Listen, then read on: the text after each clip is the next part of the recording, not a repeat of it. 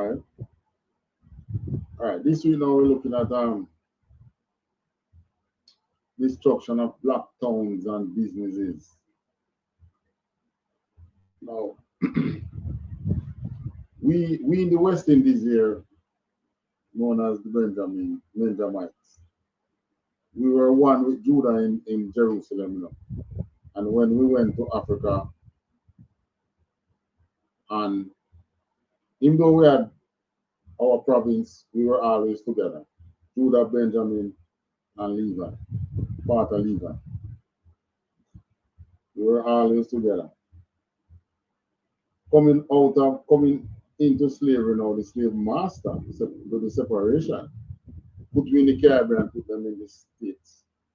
For again, crops, the various kind of crops and things. And then, you know, in the last days, you know, we'll find that we have similar problems with the same oppressor. We were taught to not really like each other by the oppressor.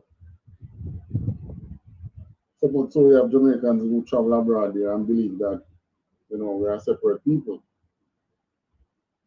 But I can tell you this, coming out of slavery, ex-slaves coming out of slavery were given nothing to survive on. So what? We make good with what we had. The marketplace was our place of business until we built shops and stores and schools and banks and of course churches. Yep, we were Christians then. All this, however, was nothing in the eyes of our oppressor. So they burnt and destroyed over 100 black townships throughout America. Now, these were thriving black towns and cities. I think I say today you have probably approximately at 30 black towns within the US. They killed, they extinguished over 100 of them. But one thing was for sure was that we were Christians. You know who else were Christians? The very same people who were destroying our towns. They were also Christians too. Yep, the oppressors were Christians. So you tell me now, how does that work? Which is why since 1969 we have separated ourselves and I'm coming into ourselves truly, realizing that we are the blacks, realizing that we blacks, Hispanics, and Native are the true Israelite of the scriptures of the Bible. We have separated ourselves from the system, how the system operates. We don't say we are Christians. We say we are Hebrew Israelites. And there's a big reason for that. The Christians were also the oppressor. And because our people could not make that separation, could make the distinction between the oppressor and you because you are both Christians, guess who gets screwed? Never has it ever been that they get screwed, you know, we get screwed, always. So we're going to look at two black towns today that was destroyed, you know, each week we're on the other segment on that. I don't know if we can go to the entire 100 black township that was destroyed by the oppressor. Today we want to look at Tulsa, the famous Tulsa, Oklahoma Black Wall Street. And yeah, and one that many of us have never heard of, called Harris Neck in Georgia. Came across that one just the other day. Harris Neck is an interesting little town. Self-sustaining town too. Until the oppressor realized it was too self-sustaining. So they came and destroyed it.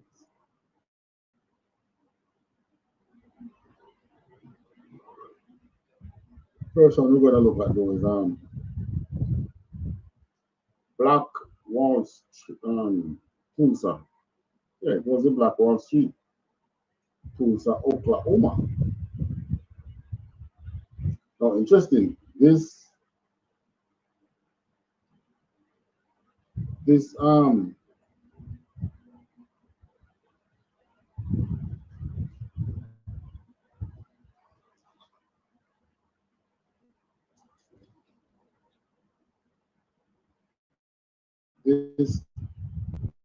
website comes from it's the Library of Congress. Guides.loc.gov. And the research paper is the Library of Congress. So this is not this is what the American government records. This is not a hearsay. This is in their Congress, their Library of Congress. Black Wall Street in Tulsa, Oklahoma, destroyed on June 1st, 1921. All right, let us do some reading.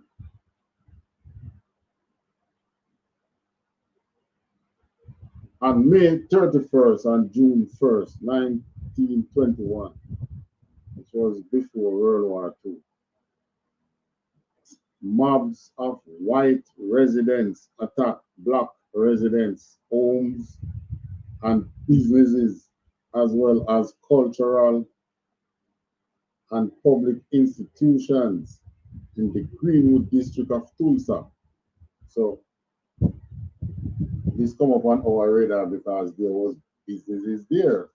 And you know the conflict zone, we look at the business side of our people, we getting into business. And doing through these researches and things, we realize that our people was making good strides in business.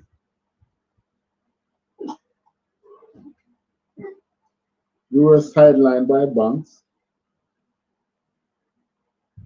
and we were destroyed by mobs. Mobs like Ku Klux Klan, they were the main one. I know one interesting thing I learned about the Ku Klux Klan. The Ku Klux Klan was mainly, I think it started by the Irish. There was a lot of Irish in the Ku Klux Klan. When the Irish came to America, where the Irish lived, the Irish came to America, they were so poor they lived among the blacks. And we blacks did not harm them nor anything. We helped them, we gave them things. They lived in our communities, they were our neighbors, we were nice to them, we were good to them. Until they managed to surpass us, man, and they just turned on us. Ku Klux Klan. All right, so mobs of white residents attack black residents, homes and businesses, as well as cultural and public institutions.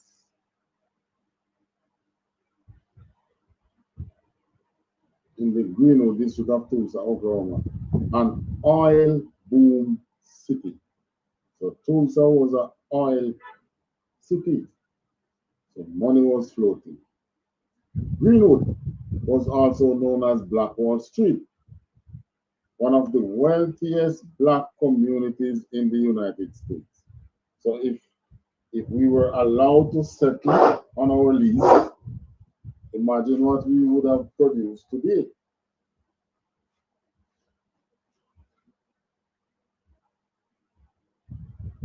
one of the wealthiest black communities in the United States.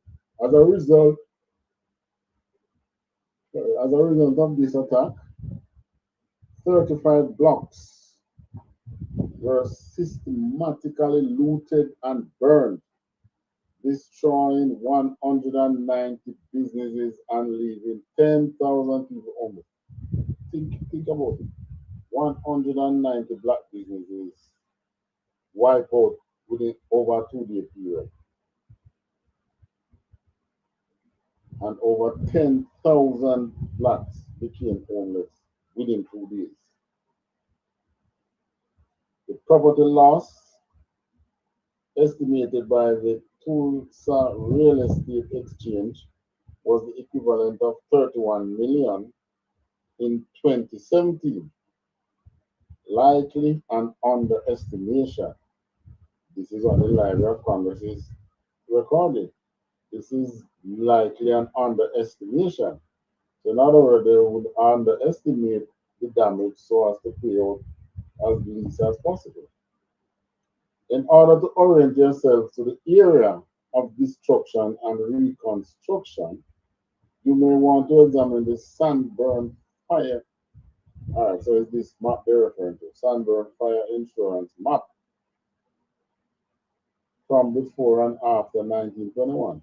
Some of these maps are available digitally through the Library of Congress, but many are also available at local public libraries, where there are good sources of genealogical and business history information. This digital map,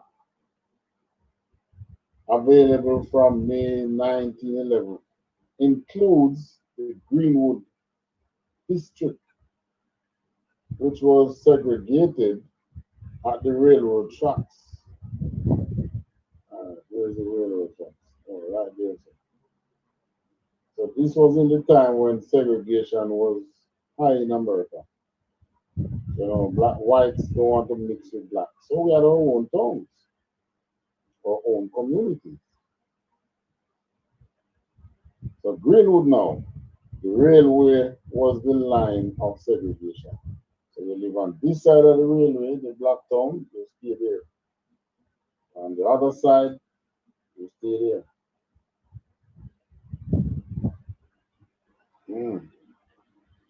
Interesting.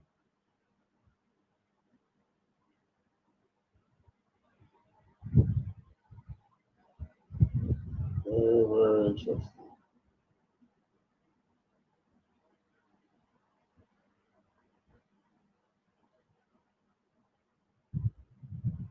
Why is it interesting?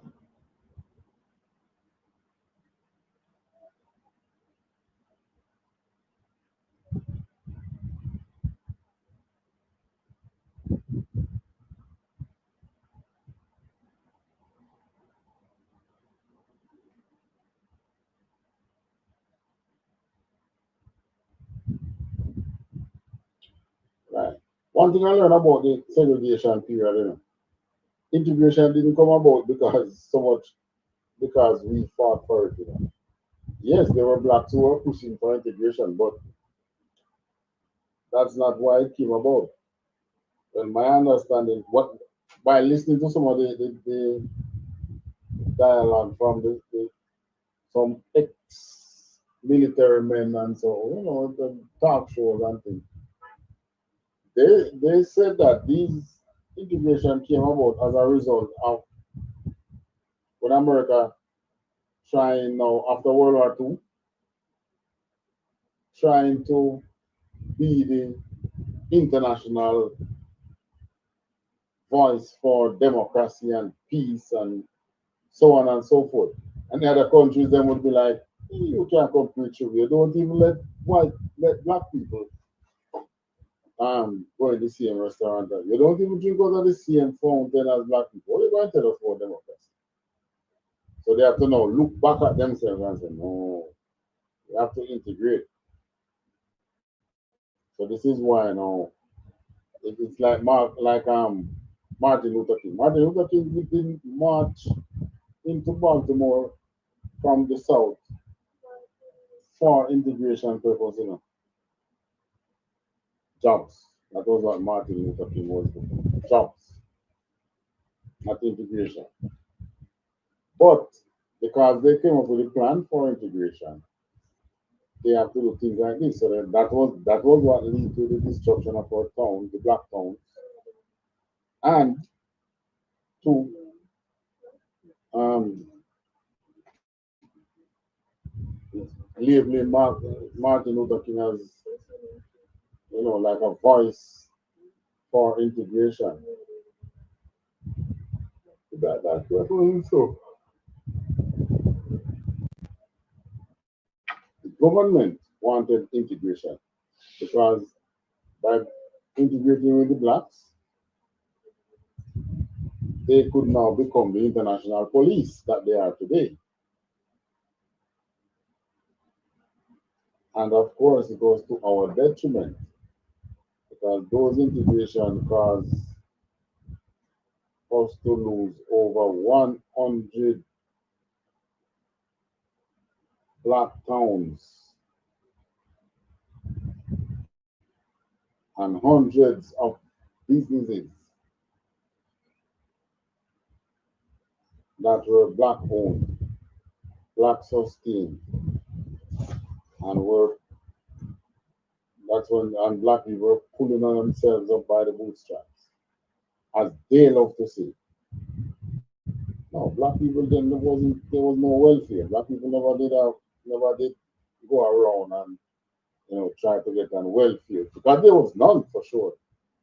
And even if there was at that time, few if any blacks would get on it. So what? Make things with our hands, take it to the marketplace, open our restaurants and so on. We were making strides, we were making money until they come in with this, you know, Jim Crow and integration and these kind of things and trick the Christians among us.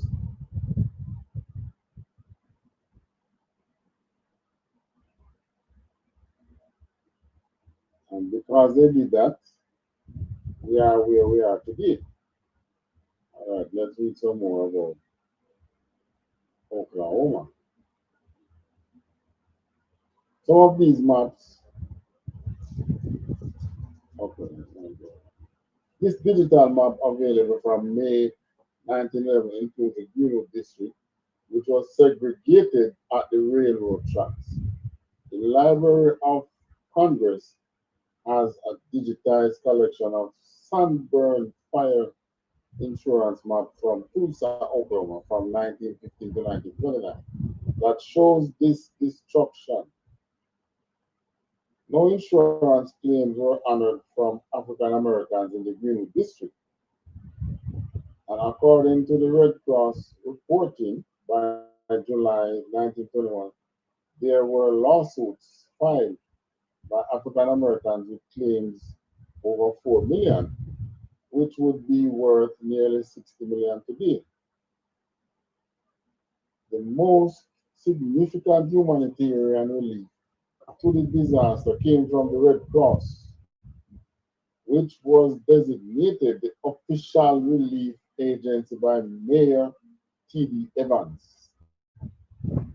Upon finding out about the situation, the director of relief from the St. Louis office, Maurice Willows, contacted the organization's Washington, D.C. headquarters to request an expansion of the mission of the organization from responding to natural disaster to aiding the survivors of this man-made disaster, which left 10,000 people homeless, African Americans in camps. 10,000 homeless African Americans. You know, like we have the Gaza camps, like that.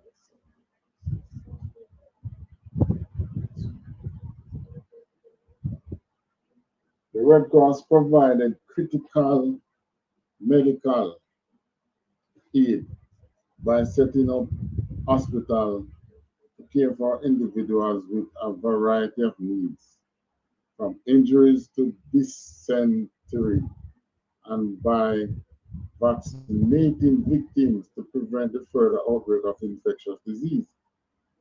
There were many individuals and groups who volunteered to assist the displaced, particularly women, including the Chicago Company of Marvin Garvey Black Cross nurses. So that is so Marvin Garvey. You know Garvey was a Jamaican. So there was Jamaicans there helping. Marvin Garvey's Black Cross nurses. Funds were collected across the country. So this is another thing. These black towns, all of them, Jamaicans, because when Jamaicans have been migrating from long time before World War One. Where do you think Jamaicans were going? We're not going to the United States. I think we were going in white communities. No, we were going in these black towns. So a lot of Jamaicans and Asians, a lot of Asians, because we know that Haitians were sponsors of, or should say, inspirators of a lot of these independent black villages. So a lot of Asians and West Indians were among them, among the Judites. So it's not, well, then again, Jerusalem, in Jerusalem, when they say Jews or Judah, well, Jews, you're actually talking about Judah, Benjamin, and the Levites. They were the Jews. So don't get the impression that these black towns were, just Judites and, blacks, the West Indian or the Asians, trying to hitch a ride or anything like that. Now, we were not segregated in Jerusalem. We weren't segregated coming out of Jerusalem and the west coast of Africa. We weren't segregated then. I mean, talking about the blacks. Sorry, talking about Judah, Benjamin, and Levi. So that is why we have the Marvin Garvey Black Cross nurses pitching in to help. I think this was one of Garvey's son. Funds that this order. This is 19 something. Probably not. Garvey would have been a young man then.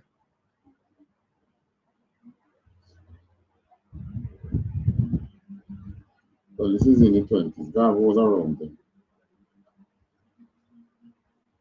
Funds were collected across the country to aid those who had become unemployed and homeless. So they know we don't set up a GoFundMe. With the Omaha Monitor reporting on a collection, it started, noting the contribution of waiters from the Blackstone Hotel. So Black hotels too. The Red Cross provided temporary tent housing with sides and floors of lumber. And Mr. Williams, an advocate for rebuilding Greenwood, developed a more permanent housing plan and secured funding. The Red Cross promoted the need for a proper sanitary sewage system to be in place before reconstruction. Rebuilding the district was determined to be the responsibility of the city, and the Red Cross refused to be part of the progress, as the relief and reconstruction effort became politicized. Yeah, because I'm sure they want to rebuild now, but they want to mix whites in the amongst the blacks. The mission of the organization was to provide relief by ensuring that all homeless families were provided with shelter, laundry, and cooking facilities. Families were reunited, Destitute women and children were cared for, and the able-bodied were placed on a self-supporting basis. This tragedy resulted in massive job loss in the community. The Red Cross documented the violence in reports, which are available through the Tulsa Historical Society and Museum.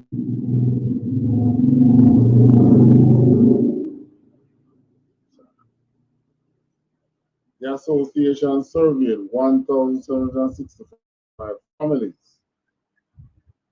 So much families was displayed. Wow. And found that 1,115 homes were burnt and 314 homes were looted but not burnt. Victims were relocated to a variety of areas and from Chicago to Houston, with approximately 300, mostly women and children, leaving to stay with relatives. In the preface of the 1921 report, Mr. Willows wrote, "The story of the tragedy enacted on the night of May 31st, 1921, and the morning of June 1st, 1921, so it was one whole night,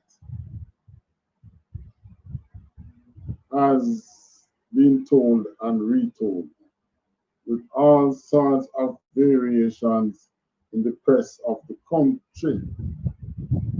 Whatever people chose to call it, a race riot, massacre, Negro uprising, could not be a Negro uprising. It was Negroes who live in the community, in the town, or whatnot.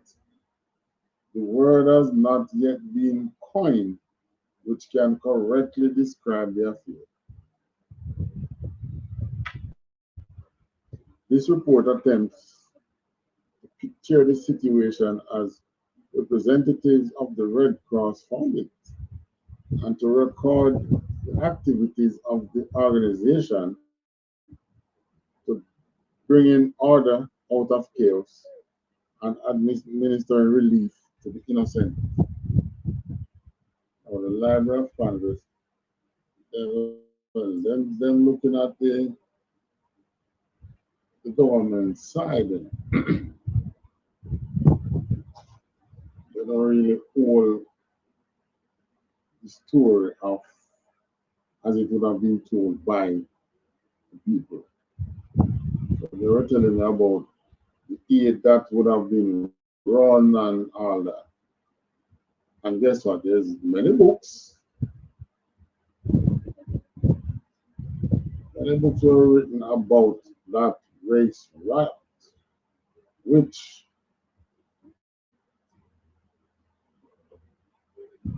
all right, so I said this is one. The 1921 Tulsa riot, race riot, was the country's bloodiest civil disturbance of the century, leaving perhaps 150 dead, 30 city blocks burned to the ground, and more than 1,000 families homeless. The riot, how could it be a riot? Who would the blacks be rioting again? They were attacked. The race massacre would be more like it. Just invaded people them overnight. That's not a riot. Can't call it a riot. This is akin to Columbus discovering the Caribbean. Or you can call it a riot. Who would they be rioting against to destroy the entire town? You're not rioting against anybody. When people come across, some they had their plans. Like I said, this was to integrate the plan to integrate all these black communities within the white society. And without talking to them, the plan was to destroy these black communities. You know, sad to say, you know, modern day Gaza is experiencing something similar. this is the signature move by the oppressor. This is how they do things. But the difference is Gaza have people to speak up for them. We them at this time we never have nobody to speak up for us. So we were abused and bamboozled and you name it. Library of Congress. There are other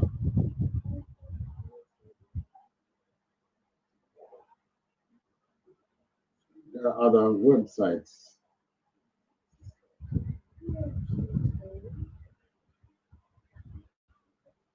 that tell you about Tulsa, National Museum of African American History and Culture. Never touch on their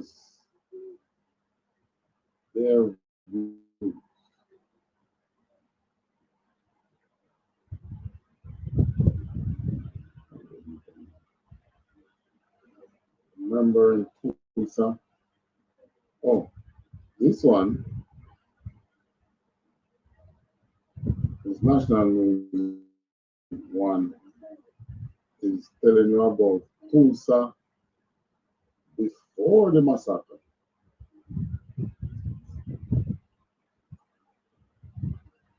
And look at the town.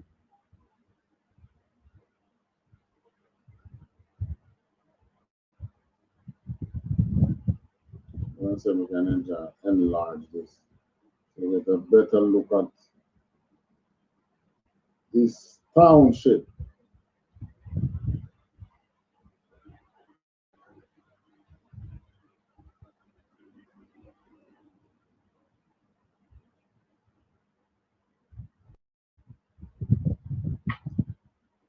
This was an all-black town. I mean, look at it, man. 3-story building. Buzzing town. Where blacks own the businesses. I mean, Jamaica's have a major town about who we say owning businesses. Chinese. They are pushed out by the Chinese.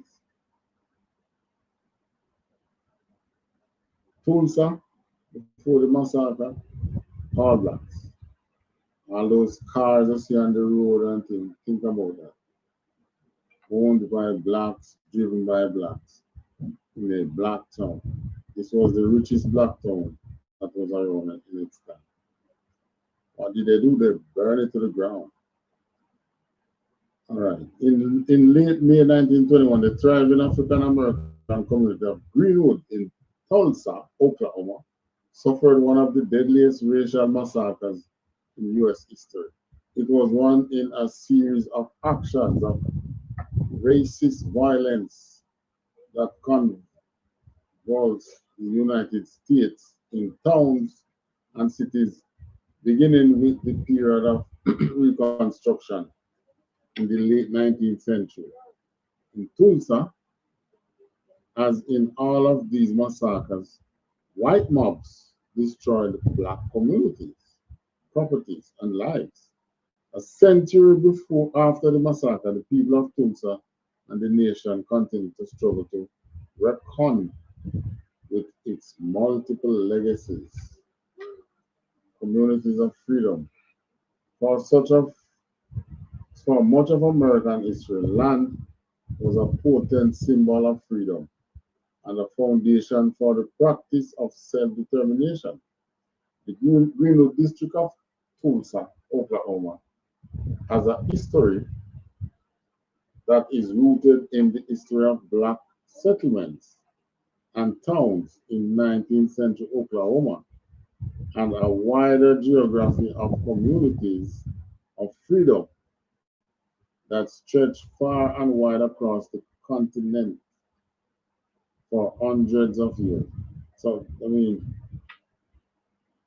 they call it Reconstruction, but what was Reconstruction? Yeah, getting us to be integrated. Black Oklahoma. In 1830, the first American the first African American came to the Oklahoma Territory with Native Americans along the Trail of Tears. Some were enslaved and some were free. After emancipation, they settled throughout the territory and founded several all-black towns. Okay, here is a true video. Between the 1870s and the beginning of World War I, Black pioneers settled more than 100 all-Black towns in the West, each with the goal of economic independence. Among the most well-known was a Black district in Tulsa, Oklahoma, known by its residents as Greenwood. If we were to go back in time to 1920 and walk up and down Greenwood Avenue, one thing that would probably... Right, look at this. This is the all-black town. Those vehicles, everything they're owned and driven by blacks, buildings there in the town, black businesses. Remember, there was over 190 black businesses that were lost. We strike us as the absolute variety of businesses. The numbers are astonishing. 30 restaurants, 45 groceries and meat markets. There were dry goods stores, milliners, photography studio, dental offices. Greenwood is no longer called Greenwood. It's now known as Black Wall Street. This whole idea of self-containment really existed there. The dollar would stay in that community sometimes over 3-5 years before it ever went outside of the community.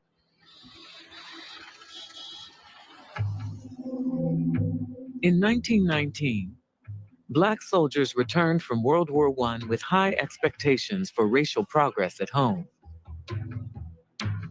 But in one city after another, white mobs erupted in violence, targeting Black veterans, citizens, and businesses. Hundreds died.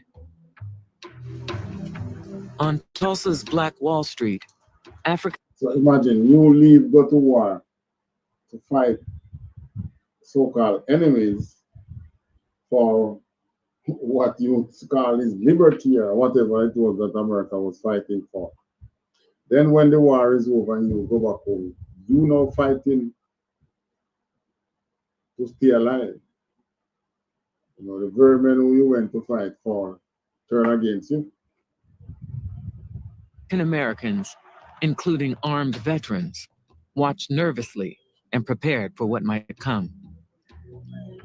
Countering this white militancy is very much an African-American spirit of we're going to defend ourselves. If the mob comes, we're not going to run. We've got our guns and we're going to protect ourselves. And that was especially important and valuable and potent in Greenwood.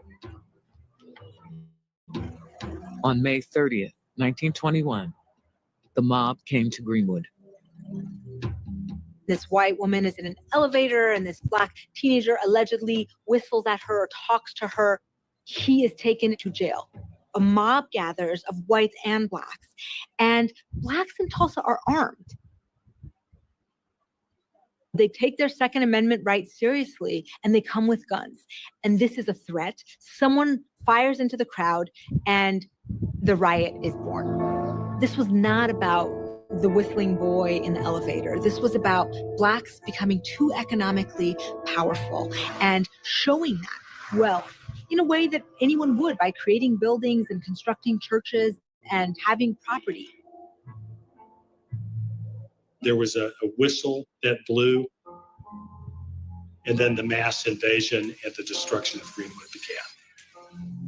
When the smoke cleared in the early morning of June 1st, 1921, Black Wall Street lay in ruins.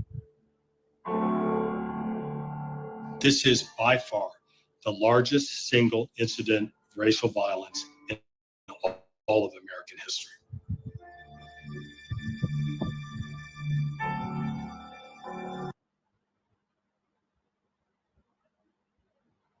What can I say? What can I say?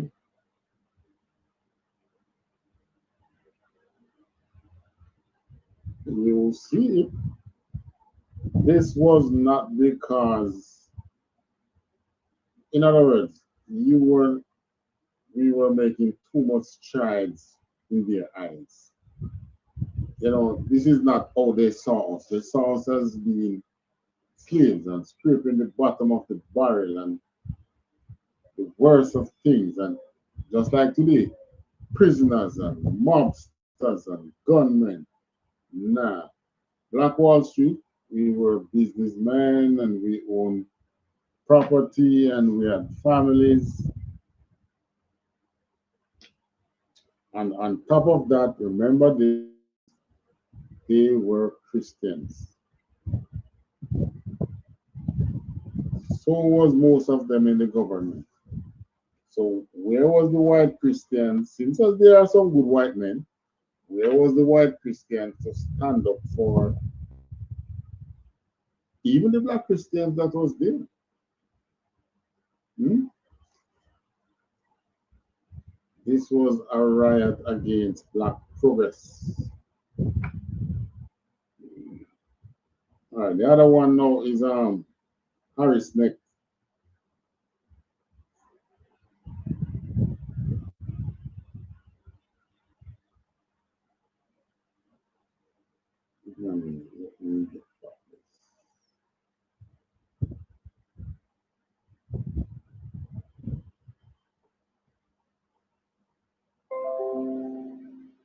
The one that was called Harris Neck.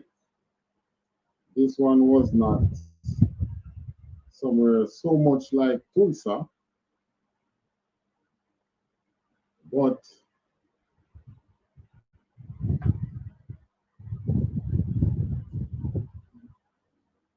it was also a black town which was independent.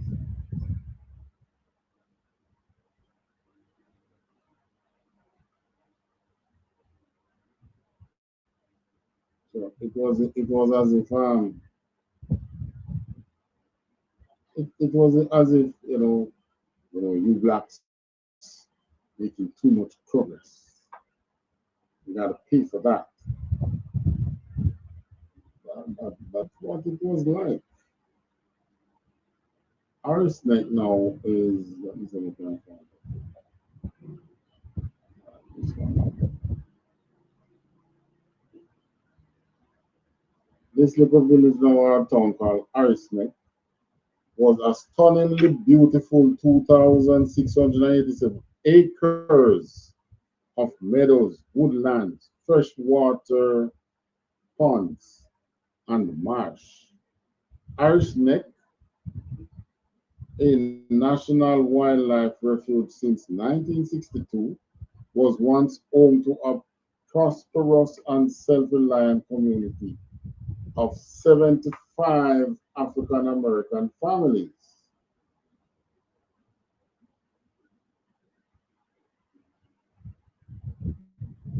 From the end of the Civil War until 1942, the people of Arisneck, located along the coast in the northeast corner of McIntosh County, Georgia, lived harmoniously with each other and their natural environment. Speaking about their lives before 1942, many of the remaining elders who still live in Georgia say it was a hard life, but it was a good life. The people lived off the land, creeks, rivers, and ocean, and they took their crops, wild game, and seafood to market in Savannah and Darien in small sailboats. They lived with nature, not apart from it, in a manner that would decades later come to be known as environmentally friendly and sustainable. They relied on the outside world for very little and preserved much of their African ways. So they call it African ways. It was the Israelite ways. A culture that came to be known as Gula or Gula Geechee, a hard-working and resourceful people. They had their own seafood processing plants, schoolhouse, general store, and firehouse. So it was indeed a town. They had a fire station there. They have them grocery store. They have the school, and they have the processing plant. Then in the summer of 1942, everything changed. Not long after America entered World War II, the U.S. Army began looking for land along the Georgia coast on which to build an army airfield. Every, we say, every time they want to build something, black land, black towns is always a priority. Oh, we need to build some new houses. Hmm, there's a black town over there. We can put it right there. We need to build an airfield. Oh, right there, Harris Neck. That's a nice, that's a little black town. Why not move it and put it there? If you should hear some of these discussion among these officers before these things that you'll be surprised.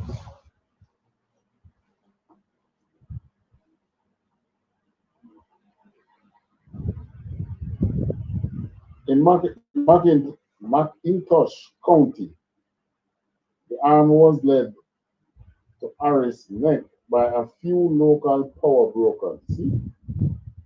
The federal government took Harris Neck via eminent domain and gave the community just a few weeks to move. On July 27, 1942, everyone was evicted, some forcefully. The army then burned and bulldozed everything in the community and began construction of its airfield. So there was no relocation plan to say, okay, we're moving a town. We're going to put it there. We're going to rebuild everything and give it back to them. Or we're going to pay them for it. That's why I see this thing about forget about slavery. You don't want to hear nobody complain about forget about slavery. You can't forget about nothing with these people. You today you are being told, pull yourself up by your bootstraps. That's what the woman love to say. But here we are, 1942, these people are doing just that. You move them out, bulldoze what they had, as in the case of Tulsa, you burn what they had, and you did not compensate them for what was lost. Everything in the community had, hmm, and that some forcefully, the army then burned and bulldozed everything in the community and began construction of its airfield. This implementation of eminent domain was unjust and illegal since eminent domain takings required by U.S. Supreme Court decision, also versus U.S. 1934. So, I mean, just like today, Trump deporting a lot of a lot of our brothers, our Hispanic brothers, and Caribbean brothers, deporting them illegally. So, I mean, you have a game, you playing a game with somebody, the rule is set, and you are playing by the rule which is set. And in the middle of the game, somebody changed the rule. Generally, it's the person that does that, yeah. But the rules are changed in the middle of the game. That can't work. Hmm. Eminent domain. That the owner of condemned property should be left in as good a position af- after the taking as she was before the taking. Exactly. They should be left after you take the property. You should leave them in the same position that they were in before you take the land. That's how I know it goes legally.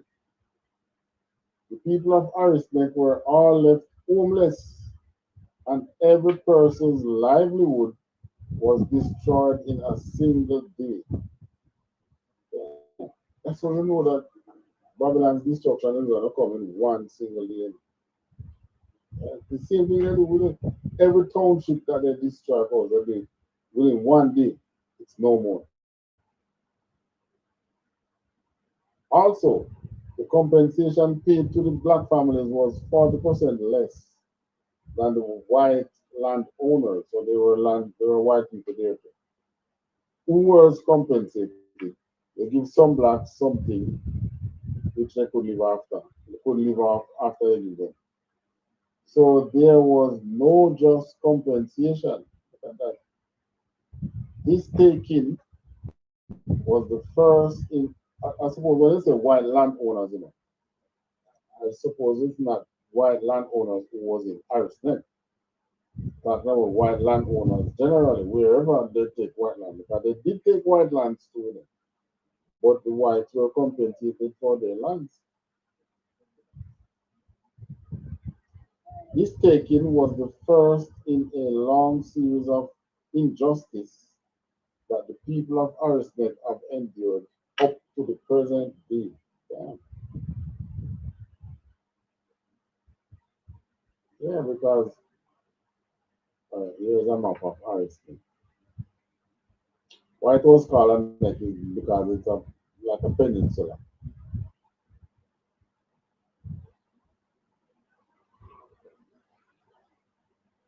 So they took it, built an airfield there.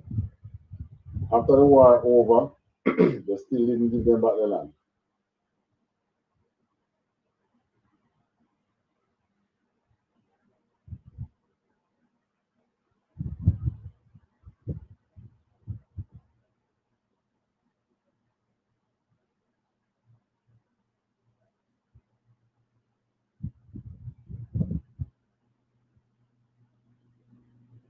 And this is more far to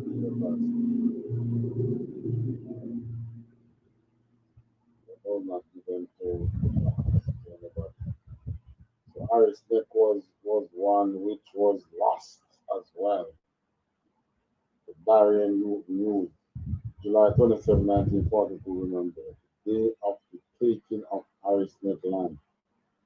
When will Macintosh schools be open? You know, the Pentagon is sitting on is also no numbers, not to mention how many of these black towns became lakes. One of them is Lake Lanier, different lake. White people want a lake. Oh, that black town can be moved, turn it into a lake. The Pentagon, where the Pentagon was built, a black town was there too. They can't tell me the black town was so many places that you couldn't go into the bush and build these things without destroying black towns. No, because you had a integration or what you call reconstruction period. When reconstruction really was you getting us to integrate with the whites forcefully so you can look good. And when I go to the people of the world, they will not say, oh, but you can talk to us. The blacks in your community country don't even allow to drink out of the same fountain that you drink out of. You can't come tell us nothing about no democracy. So they change all that by killing our black dogs. All right, so we're going to look on some more. We'll jump on two scriptures before we go there. Next week we'll look on some more. Ezekiel 13 and 5. Where was our black leaders then?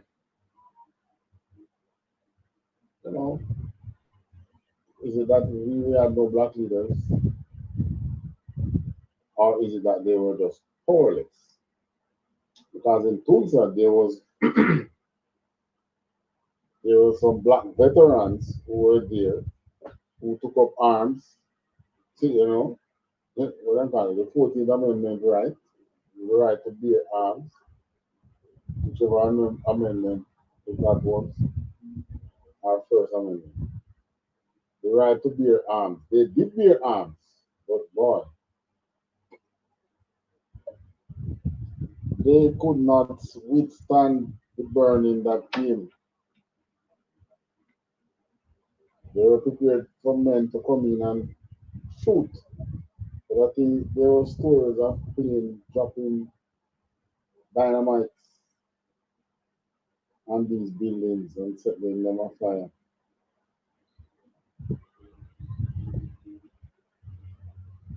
Man, this is something. All right, let me go with Obadiah 1:13.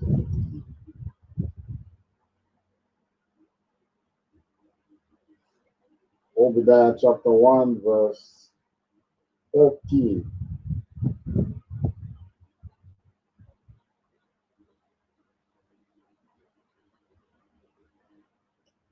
Thou shouldst not have entered into the gate of my people in the day of their calamity.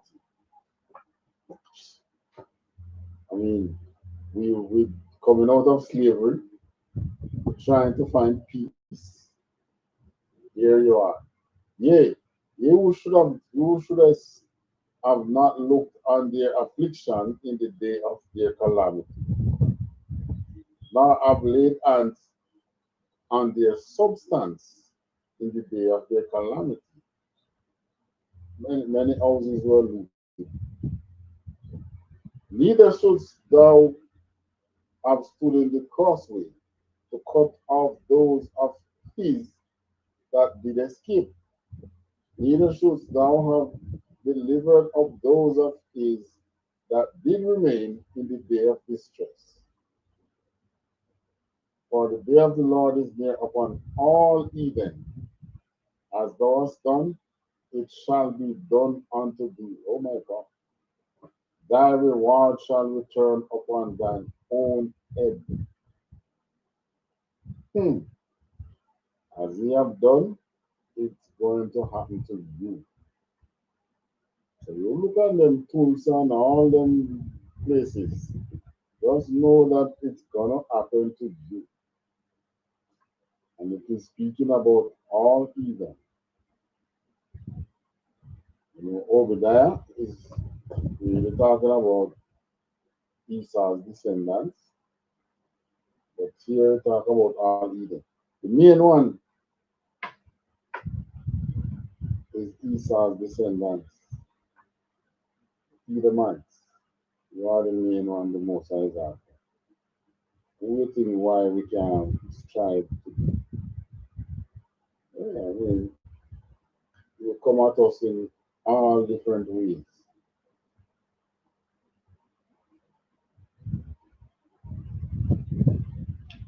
All right, that's verse 15.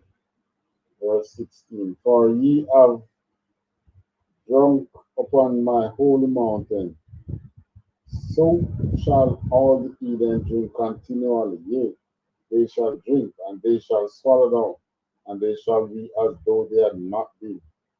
But upon Mount Zion shall be deliverance, and there shall be holiness, and the house of Jacob shall possess their possessions. Mm, you know, if that's not justice, then what is? Most I say the same way they took your possessions, I am going to give their possessions to you. All right, so that's good enough what to do. Time up on us already. Just remember, all these black towns, these blacks, they were Christians. And like I said, so was their white attackers. They were Christians too. So I mean, why you think being Christian being a Christian today is going to save you from these people. You know what will save you? Be in the ISUPK. I wouldn't even tell them be Hebrew Israelite. Be in the ISUPK, the home of the truth, and the commanding General YAHANNA to be. That's what will save you. All these businesses that were built was torn down. Out, and this is and it's not by schemes or nothing, you know, just outright war and come take away things. That's what it was all about. Yeah.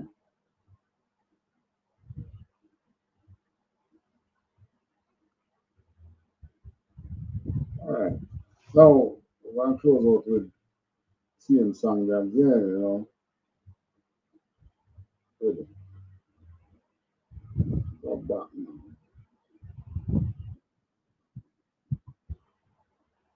Yeah. Give them young brothers, yeah. Their voice, so to speak.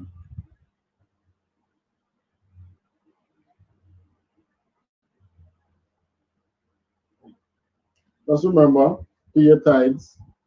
Keep paying your tithes. That's how the truth here is spread. You know, pay your tithes. Join the truth. You see that number that you see keep running across. Give it a call. They're part of ISUPK Jamaica.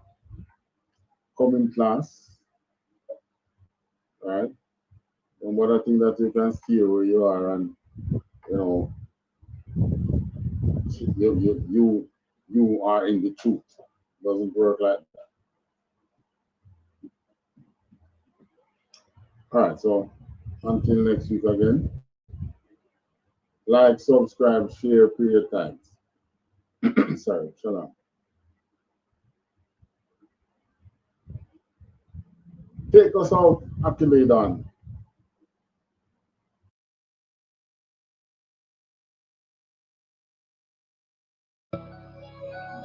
I'm in a dark mode. Dark mode.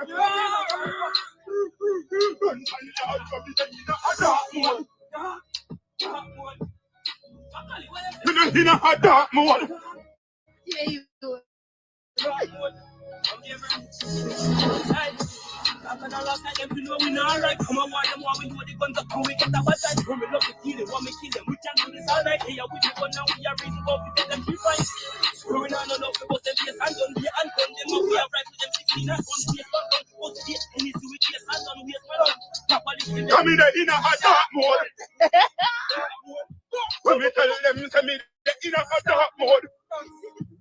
Dark mode, dark mode. And them sit and them get shot in us. Black super kill us. Coulda super, coulda max in us. Who want the X in us? When kind device touching, shot the burning it in us. And now we come and shit.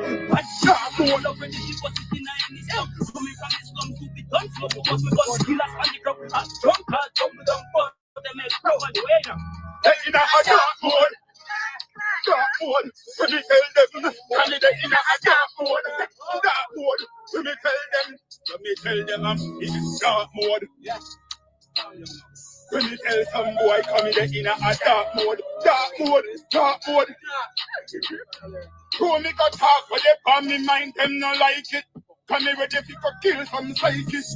We ever do some boy them a go like say them a bad man. So me get to find out say them man. Them a talk about oh me a idiot. Me have to play fool we catch wise. But them know say me smarter than them. Come in a dark mode. Dark mode.